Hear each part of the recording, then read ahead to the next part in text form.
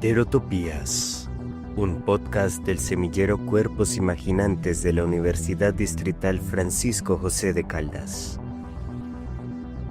Presenta Un Mundo Feliz de Aldous Huxley. Análisis del capítulo 2. ¿Qué pasaría si descubrieras que fuiste producido en serie para pertenecer a una casta inferior?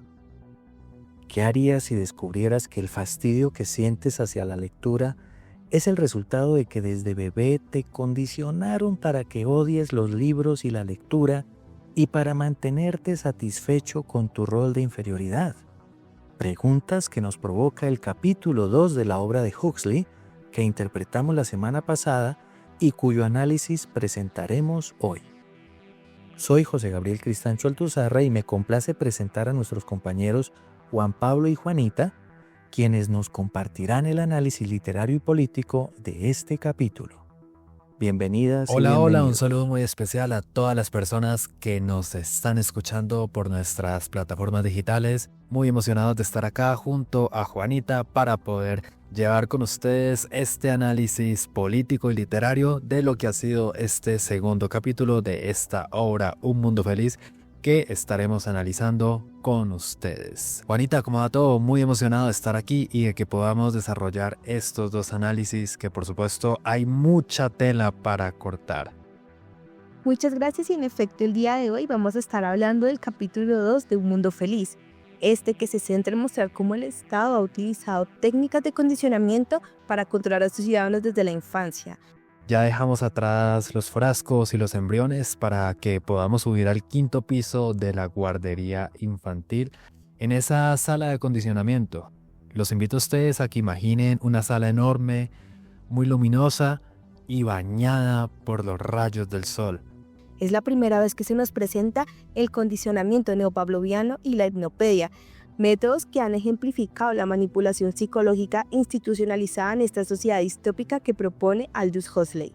El condicionamiento neopavloviano, que controla y reprime a la sociedad, está dispuesto en una escena fundamental, y es cuando el director de incubación y condicionamiento lleva a los niños de la casta delta a una sala donde se les somete a un experimento brutal.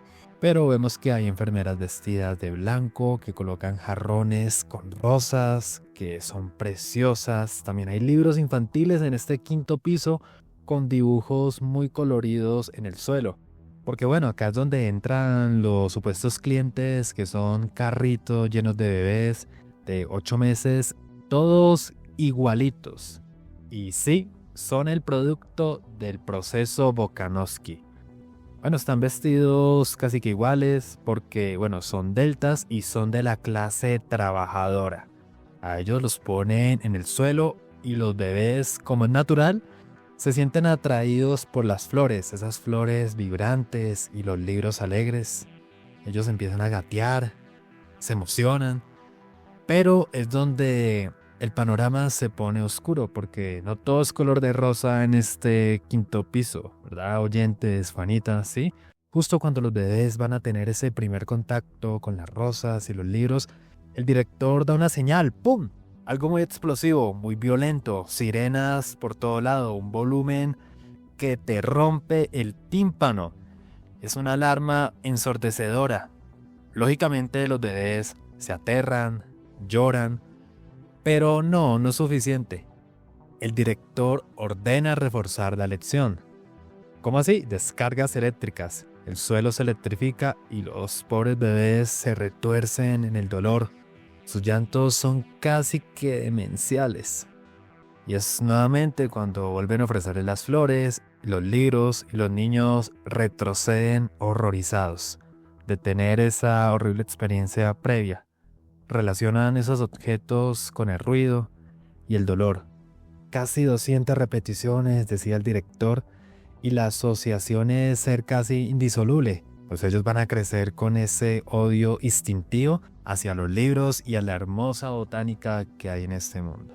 Citando el texto, cuando se les vuelve a ofrecer las flores y los libros, los niños se apartan con horror, creando una unión indisoluble en su mente entre esos objetos, el ruido y la descarga.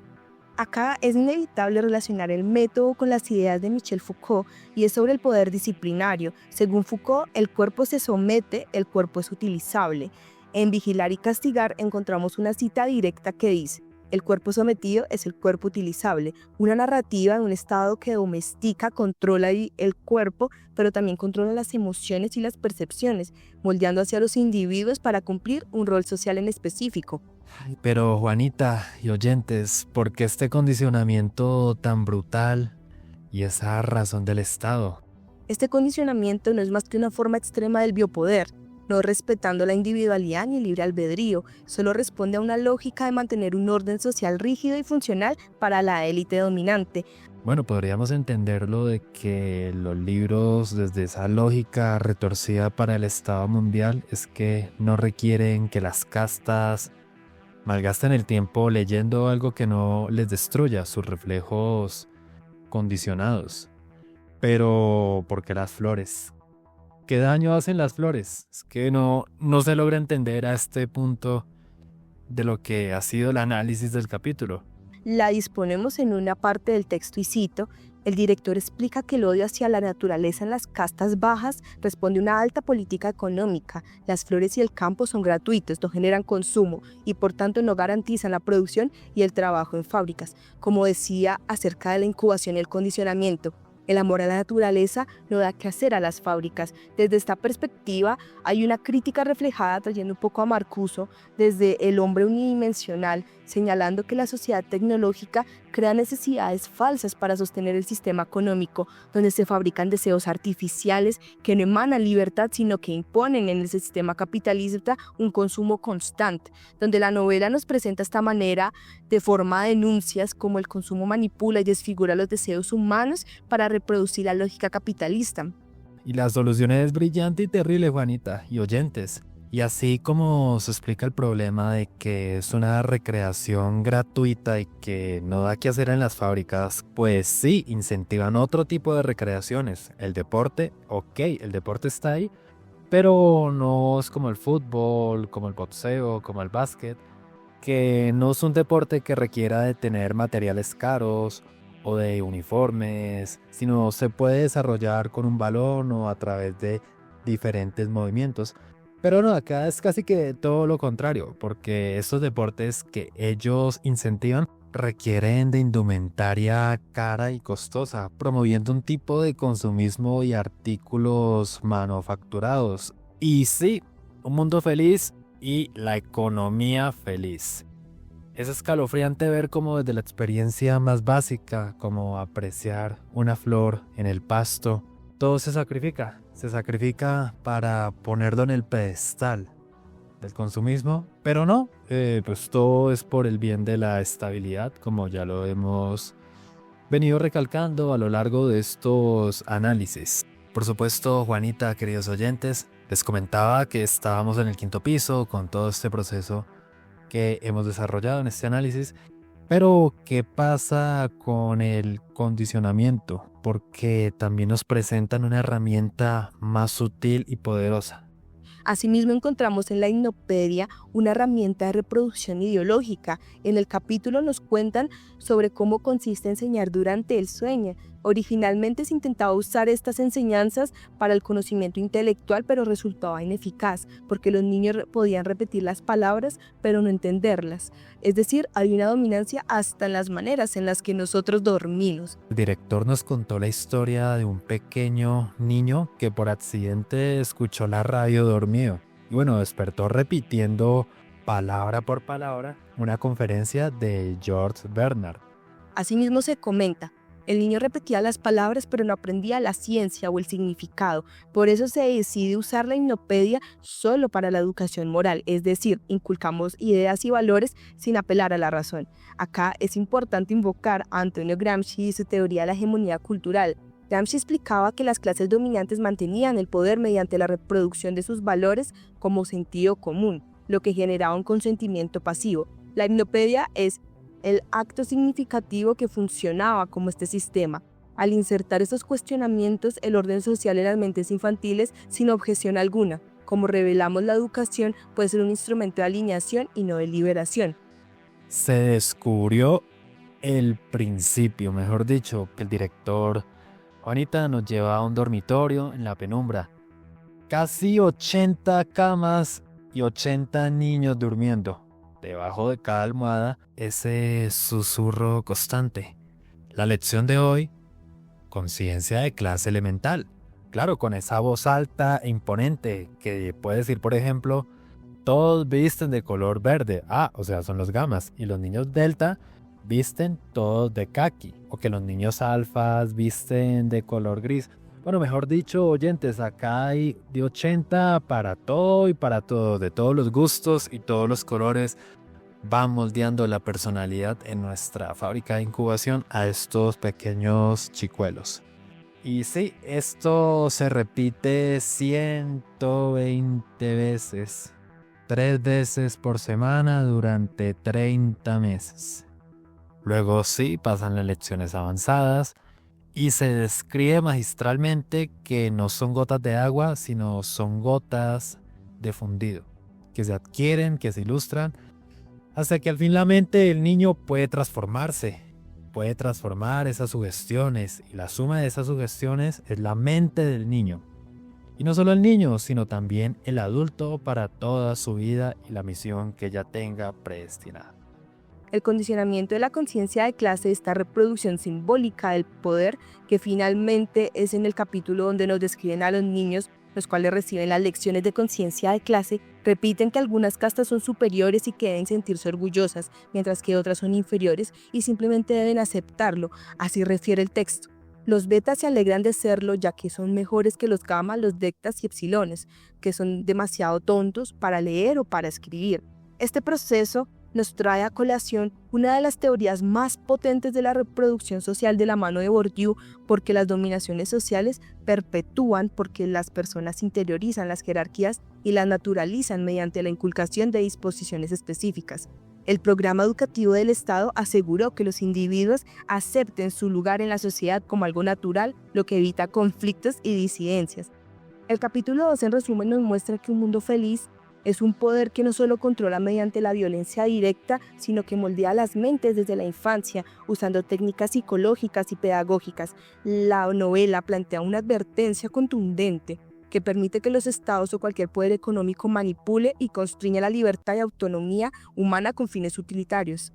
Entonces planteamos el debate: ¿en qué medida las actuales tecnologías y sistemas educativos pueden estar reproduciendo mecanismos similares de condicionamiento y manipulación ideológica a los descritos por Aldous Huxley?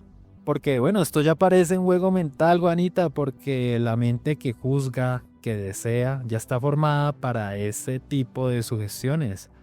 Y lo más aterrador es que son nuestras propias sugestiones, porque nos creímos el cuento del Estado. Sí, oyentes, si ustedes se ponen a ver, realmente es una herramienta perfecta para poder cumplir ese objetivo del condicionamiento. Y claro, lograr que la gente ame su inevitable destino social. Es que si usted cuando se va a dormir y le ponen un sonido debajo de la almohada, pues imposible que no se le corra el champú.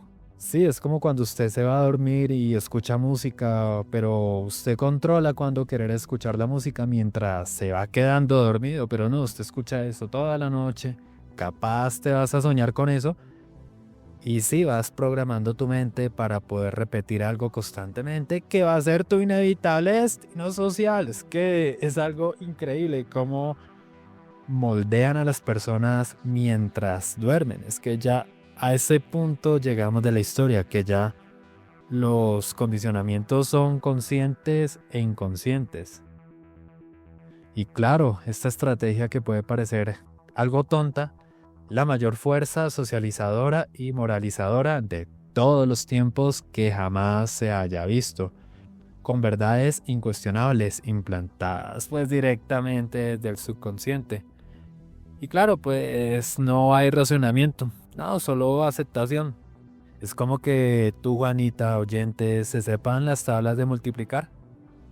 Pero no seas consciente de lo que estás diciendo, solo repites y repites el proceso. Está en tu subconsciente, está memorizado, pero no sabes la información que tienes.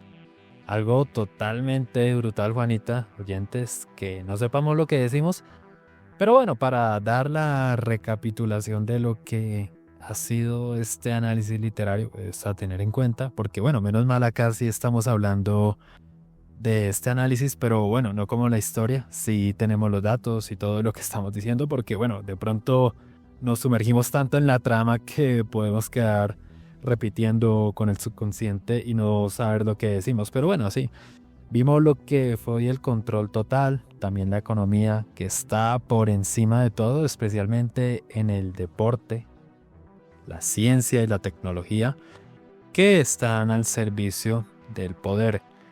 Y claro, la creación de la verdad, la gran verdad que ha sido este segundo capítulo, que es la inopenia, que es lo que nos redefine la verdad en este gran estado.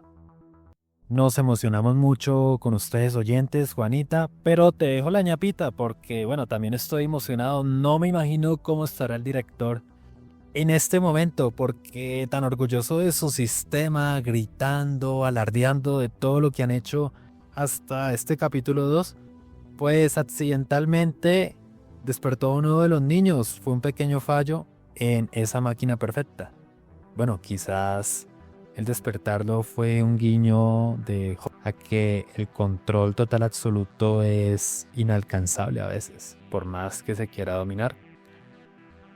Y sí, esto ha sido el segundo capítulo, este análisis literario y político que estuvimos desarrollando con Juanita. Nos deja casi que helados, ¿verdad?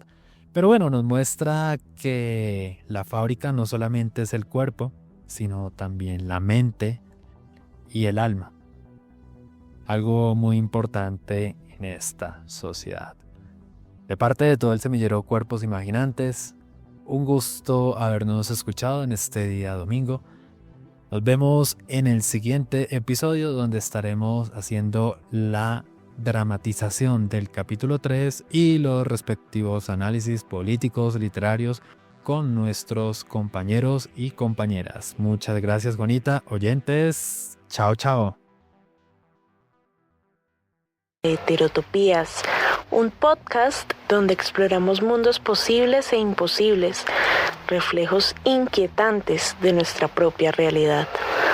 Sigan en sintonía.